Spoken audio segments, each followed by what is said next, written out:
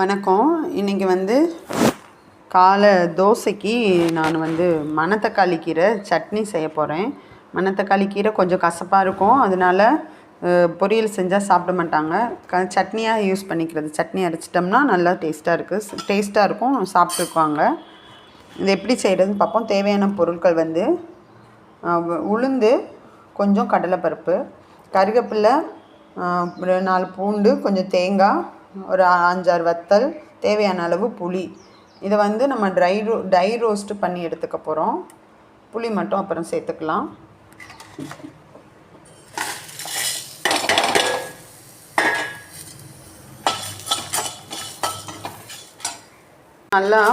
நல்லா பொன்னிறமாக வறுத்துறாச்சு. கொஞ்சம் புளியும் போட்டு லைட்டாக வறுத்துட்டு இதை தனியாக எடுத்து ஆற வச்சிடலாம்.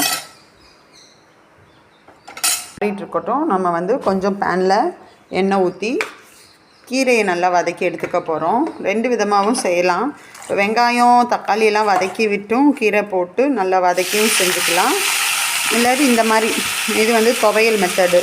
தேங்காய் புளி வச்சு அரைக்கிறது துவையல் மெத்தடு. இது நம்ம புளிப்புக்கு புளி சேர்த்துக்கிறோம். தக்காளி சேர்த்தாலும் நல்லாயிருக்கும். இன்றைக்கி நான் சேர்க்கலை. மணத்தக்காளி கீரை வயிற்று புண்ணு, வாய் புண்ணு எல்லாத்துக்குமே ரொம்ப நல்லது. வாய் புண்ணுக்கெல்லாம் நம்ம பச்சையாகவே கீரையை அலசிட்டு வாயில் போட்டு மென்று கொஞ்சம் நேரம் சவச்சிக்கிட்டே இருந்து துப்பிக்கலாம். அந்த வாய் புண்ணெல்லாம் இது ஆற்றுறதுக்கு நல்ல ஒரு மெடிசனு. இது நம்ம விதை போட்டு தான் வளர்க்கணும் அப்படின்னு இல்லை. நீங்கள் கடைகளில் கீரை வாங்கிட்டு வருவீங்கள, அந்த கீரையை ஆஞ்சிட்டு அந்த குச்சியை நீங்கள் அப்படியே நெட்டு வச்சா கூட இந்த கீரை அந்த கீரை அப்படியே தளவு எடுத்து தளைஞ்சிக்கிறோம் நமக்கு. அதனால இந்த கீரையை எல்லாருமே வீட்டில் கொஞ்சம் வீட்டு தோட்டத்தில் வச்சுக்கோங்க. இது நமக்கு ஒரு ஹெர்பல் தான். இதுவும் ஒரு ஹெர்பல் தான். இப்போ துளசி, ஓமவல்லி இதெல்லாம் நம்ம வச்சு வளர்க்குறோம். முடக்கத்தான், அடுத்து சளிக்குரிய எல்லாத்தையுமே வச்சு வளர்க்குறோம். இதுவுமே ரொம்ப நல்லது தான். வயிற்று புண்ணுக்கு, வாய் புண்ணுக்குலாம் ரொம்ப நல்லது. இதையும் வீட்டில் வச்சு வளர்த்துக்கலாம். இவ்வளோ கீரை போட்டேன் பாருங்கள். நல்லா சுண்டி வதங்கிடுச்சு. கொஞ்சம் தான் இருக்குது.